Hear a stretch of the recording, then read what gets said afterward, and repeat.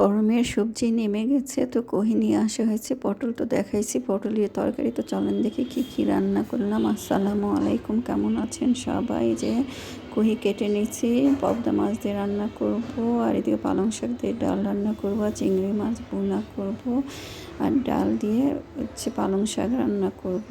আর এই তো তরকারি, এদিকে আলু সিদ্ধ আর ডিম উঠে দিচ্ছি, এটা আলুর চপ করে ফেলবো। আর কহি দিয়ে আলু দিয়ে তরকারিটা মেখে দেবো। যে পেঁয়াজ দিয়ে দিলাম, আর পটল আর কহি এগুলো তরকারিতে একটু পেঁয়াজটা বেশি দিতে হয়, মশলা কম দিলে হয়, আর কাঁচামরিচের তরকারি বেশি মজা লাগে। তো তারপরে একটু শুকনো মরিচ না দিলে কালারটা আসে না, এই জন্য দিয়ে দিলাম।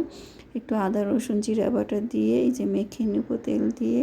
আমি এই যে বড়ার তেলগুলো দিয়ে শেষ করে ফেলি। প্রতিদিনের বড়ার তেল পিঠা যেটা মানে ভাজা পোড়া করি, সেগুলো পরের দিন তরকারি রান্না করে শেষ করে ফেলি, আবার নতুন তেল দিয়ে আবার ভাজা ভুজা শুরু করে দিই।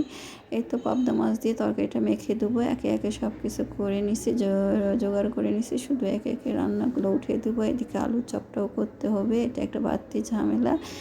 তো তারপরে ওইটা আগে করে নিই, কারণ 2-1 দিনের করে রাখলে আর কিছু মনে হয় না, যতই খারাপ লাগে খেতে, কিন্তু করার কিছু নেই। কিছু কিছু জিনিস আগে থেকে বানিয়ে রাখতে হয়। এখন আমরা ব্যস্ত লাইফ চলে আসছে, এক হাতে করাও যায় না এত কিছু। তো এই তরকারিটা আমার হয়ে গেল। আর এই তো এখন চিংড়ি মাছের তরকারিটা উঠিয়ে দেবো। চিংড়ি মাছ এদিকে চালটা তালানিও করে নিয়েছি, তালানি যেটা বলে জিরে দিয়ে তালানি, আমরা ওটা প্রতিদিনই আমরা রাখতে হয় ইফতারিতে।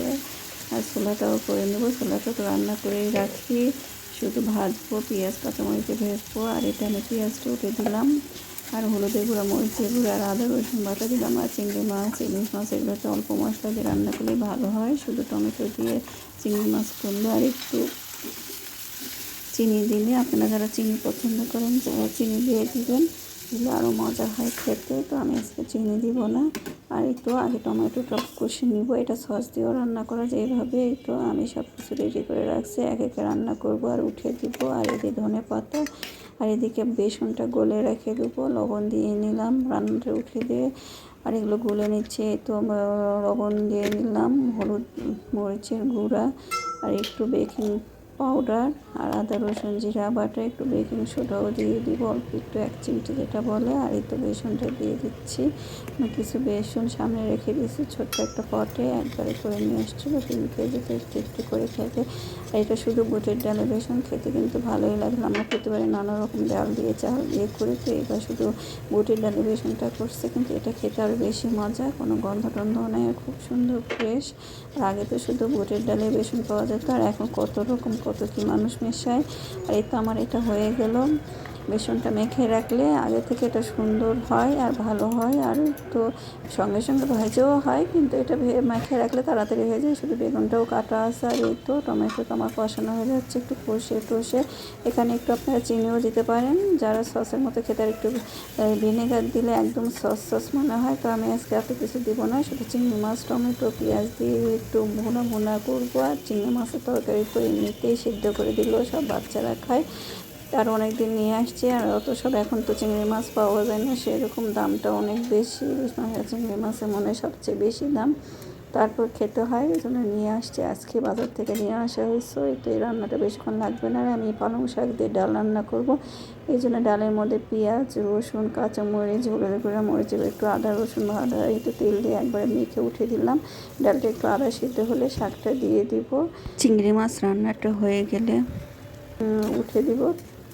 আর এদিকে আমার তো একটা চুলাই ব্যবহার করতে হয়, কারণ আরেকটা চুলাতে কালি পড়ে, প্রচুর কালি পড়ে। আমি মিস্ত্রিও পাচ্ছি না, ঠিকও করা হচ্ছে না, প্রায় 3-4 মাস ধরে আমি এক চুলাই ব্যবহার করি। তো এই তরকারিটা হয়ে গেছে, এই জন্য সব রেডি করে একটা করে নামাই, একটা করে উঠে দিই, কারণ উঠা বসা করতে আমার ইচ্ছা করে না। এদিকে আলুর চপটা এটা কী করে দিচ্ছে জানেন আপনার ভাই, কারণ ওই অনেক কাজে হেল্প করে, এখন সময়ও পায় না। আলুটা আমি সিলে টুলেও সামনে দিয়েছি, আলুটা অবশ্যই শুকছে, আমার ছোটো ছেলে আর আমার মা মিলে আলু সিলে টুলে দিচ্ছে। ওই আসে অফিস থেকে আসে নামাজ পরে, ওই আলু চপ করা শুরু করে দিচ্ছে, একটু মতে টতে রেডি। আর একটু আমার মাংস ছিল, গরুর মাংস পিস ছিল 4-5টা, ওগুলো ঝুড়ি ঝুড়ি করে দিয়ে আমি একটু হলুদের গুঁড়া মরিচের গুঁড়া লবণ দিয়ে দিলাম।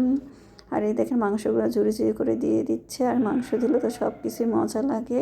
আর এর মধ্যে ডিমের পুর দিবে, ডিমেও 4টা সিদ্ধ করে নিচ্ছি। আর এই তো ধনে পাতা দিয়ে দেবো, আমি সেগুলো সব দিয়ে দিলাম, ওই মেখে মেখে করে নিবে। আর এই তো ডালটা আমার সিদ্ধ হয়ে গেছে, পালং শাক দিয়ে দেবো, শাক দেওয়ার পর একটু লবণ দিয়ে দিলে শাকটা তাড়াতাড়ি সিদ্ধ হয়ে যায়।